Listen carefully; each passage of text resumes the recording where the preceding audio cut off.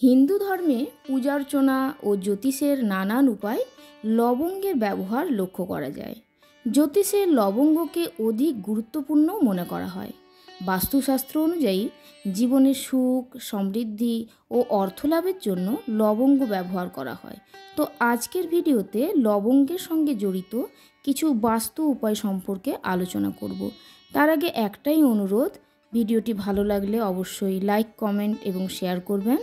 আর আমার চ্যানেলে যারা নতুন বন্ধু এসেছেন, চ্যানেলটি সাবস্ক্রাইব করার জন্য অনুরোধ জানাচ্ছি। তো চলুন মূল ভিডিওতে যাওয়া যাক।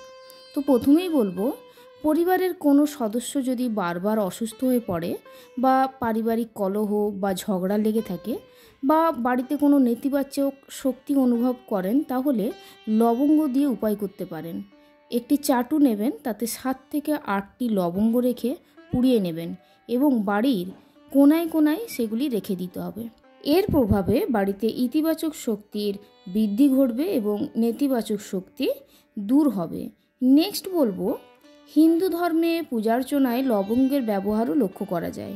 জ্যোতিষ অনুযায়ী বাড়িতে পুজো করার সময় প্রদীপে লবঙ্গ দিয়ে যদি প্রজ্বলিত করা হয়, তাহলে বাড়ির পরিবেশ শুদ্ধ ও শান্ত হয় এবং নেতিবাচক শক্তি প্রবেশ করতে পারে না। 3 নম্বরে বলবো, বহু চেষ্টা সত্ত্বেও অনেক সময় কাজ ভেস্তে যায়। দীর্ঘদিন ধরে কোনো কাজ আটকে থাকলে পানের পাতায় লবঙ্গ, এলাচ ও সুপারি মুড়ে গণেশ দেবতাকে অর্পণ করুন। এরকমটা যদি করতে পারেন, তাহলে আপনাদের সমস্ত কাজে বাধা দূর হবে এবং সাফল্য আসবে। নেক্সট বলবো, আর্থিক অনটনে যদি দিন কাটান এবং বহু চেষ্টা সত্ত্বেও লাভ করতে না পারলে এই উপায়টি আপনারা করতে পারেন। সেটি হলো 7টি গোলমরিচ ও লবঙ্গকে মাথা থেকে ঘুরিয়ে এমন স্থানে ফেলে দিন যেখানে কেউ যাতায়াত করে না। তো লবঙ্গটিকে চারিদিকে ফেলবেন না এবং তারপর পিছন ফিরে আর তাকাতেও নেই বা তাকাবেন না। নেক্সট বলবো, আপনার বাড়িতে যদি ঝগড়া অশান্তি লেগে থাকে, তাহলে প্রতি শনিবার কর্পূর ও লবঙ্গ পুড়িয়ে বাইরে রেখে দিন। এর প্রভাবে নেতিবাচক শক্তি বেরিয়ে যাবে এবং পরিবারের সুখ শান্তি ফিরে আসবে।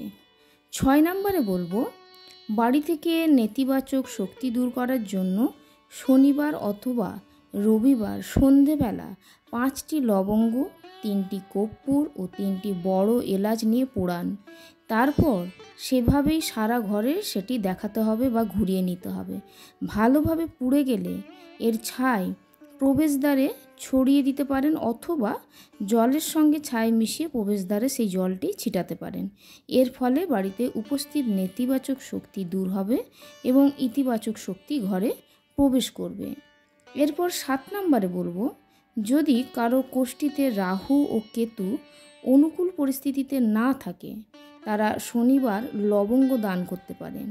কেউ এই দান গ্রহণ করতে না চাইলে আপনারা শিবলিঙ্গে সেটি অর্পণ করে দিতে পারেন। 40টি শনিবার এইরকম করে উপায় করলে রাহু ও কেতুর প্রভাব থেকে, খারাপ প্রভাব থেকে মুক্তি পাবেন। আর বাড়িতে সুখ ও আনন্দের জন্য লবঙ্গ গাছের চারা লাগাতে পারেন। এছাড়া কয়েকটি দানা লবঙ্গ নিজের সঙ্গে রাখলেও কিন্তু লাভবান হবেন। নেক্সট 8 নম্বরে বলবো, কাউকে টাকা হয়তো ঋণ দিয়েছেন এবং সে হয়তো টাকা ফেরত দিচ্ছে না বা ঝগড়া করছে, তাহলে লবঙ্গের কিছু উপায় আপনারা করতে পারেন। এর ফলে অর্থ ফিরে পাবেন। তো এর জন্য কোনো অমাবস্যা বা পূর্ণিমার রাতে কর্পূর জ্বালিয়ে 21টি লবঙ্গ দিন এবং লক্ষ্মী মায়ের ধ্যান করুন। নেক্সট বলবো, ইন্টারভিউ বা কোনো জরুরি কাজের জন্য বা কোনো শুভ কাজে বেরানোর আগে মুখে লবঙ্গ নিয়ে যান। যেখানে ইন্টারভিউ দিতে যাচ্ছেন সেখানে লবঙ্গের অবশিষ্ট অংশটা ফেলে দিয়ে আসুন। তন্ত্রশাস্ত্র অনুযায়ী এর ফলে কাজে আপনার সাফল্য লাভ করবেন বা সাফল্য আসবে।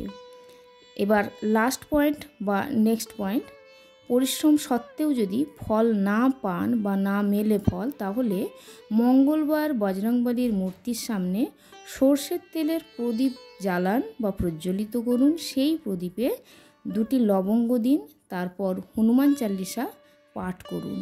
21 বার যদি এই উপায়টি করেন, তাহলে আপনার সমস্ত সমস্যা দূর হবে এবং আপনার কাজে সাফল্য আসবে। তো আজকের ভিডিও এখানেই শেষ করছি এবং সবশেষে একটি কথাই বলবো, আপনারা উপায়গুলি করার আগে অবশ্যই মনে ভক্তি এবং বিশ্বাস নিয়ে করবেন, তবেই আপনার কাজ দেবে। তো যাই হোক, আজকের ভিডিও এখানেই শেষ করছি। ভালো লাগলে লাইক, কমেন্ট, শেয়ার এবং নতুন বন্ধুদের কাছে সাবস্ক্রাইব করার জন্য অনুরোধ জানাচ্ছি। সবাই ভালো থাকবেন। জয় শ্রীকৃষ্ণ।